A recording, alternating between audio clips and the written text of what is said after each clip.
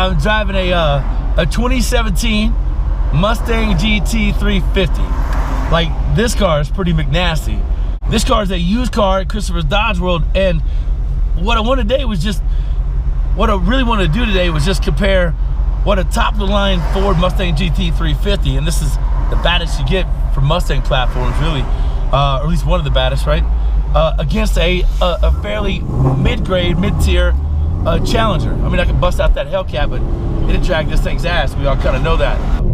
So we're gonna actually have some fun with it and line up the cars, do some driving. Now, the great thing about the Mustang that I noticed right out of the gate when I fired it off at Christopher's Dodge World, the damn thing sounded like a Barbie Jeep, dude. It sounded like a freaking, like a vacuum cleaner. Not a good vacuum cleaner, like a vacuum cleaner. Like the ones you get at Walmart for 49 bucks. So quickly I found the mode settings, and you can get in, you can get in here and you can reset things like exhaust. You can set drag scenarios on launch, suspension, rev limiters, line lock, and so forth.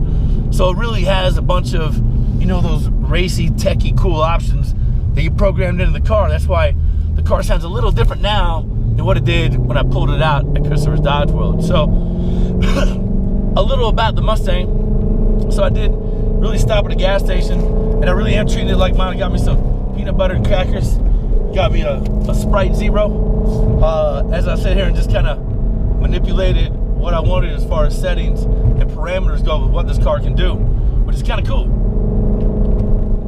So something you should know about, this one has the Magna shock suspension system on it, which is really nice if you're out there on the track. In sport mode, the suspension on this sucker really tightens up, man. So it gets real nimble and really like kind of fun, and it feels a little lighter, a little tighter. So the flat plane crank is nasty. However, I have noticed some of the complaints and whatnot you hear in the forums are that the flat plane cranks really, they don't build a lot of power until you get them up in RPM, which is true. Because this thing comes out of the hole kind of soft in my opinion, but once it comes on, phew, man, it bangs pretty hard. It's pretty impressive. I mean, the red line on this flat crank motor is 82, 83.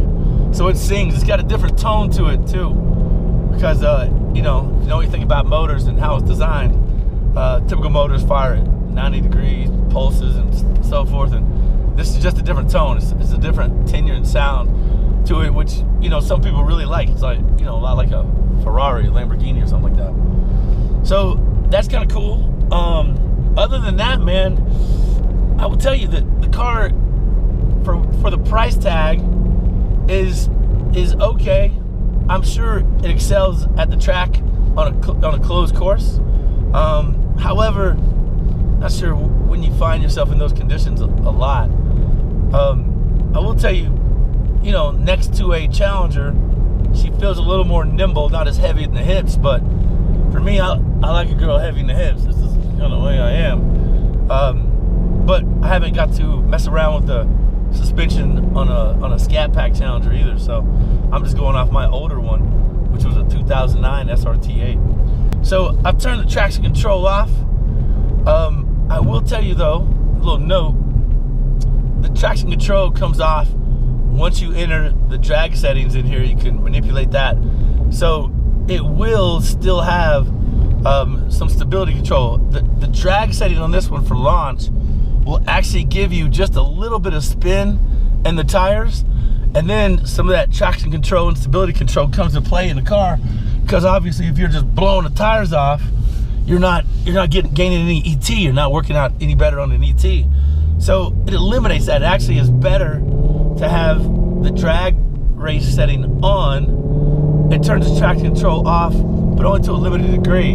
So I found that kind of helpful when you're launching, you know, a car like this. We gotta appreciate a little ride in a badass little Mustang. I'll hand it to you. The GT350 is legit.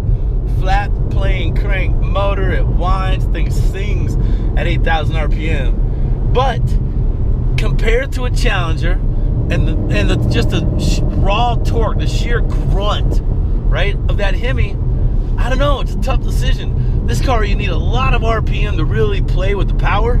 It handles really nice. It's got some great suspension settings and adjustments.